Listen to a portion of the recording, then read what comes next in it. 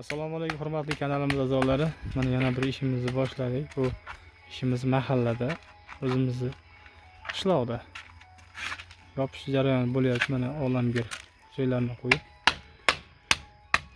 yopiryapti. Katta ustamiz o'zimizning amakli o'g'li. Hozir bu 10-sinfda o'qiyapti, 10-sinfga o'tdi. Shu bolalar mana teryapti, mana ip kelmaydi. Bu narsa qiyin emas, mana chizib olgan. Burchakni ko'tarib, chiziq qo'yib turib, shofini bir xil qilib tersa bo'ldi. Bu tarafi endi nima qilinadi? Bu taraf mana bitgan. Hozir men narsa kerak ekan olib kelib berdim. Yetgan men tagiga qora fon urildi. Behruz begim 2 yildan oshiq bo'ldi birga ishlatganmiz bola bilan. Endi sokullarini ham qilib beramiz. Sokulni bugun keldik.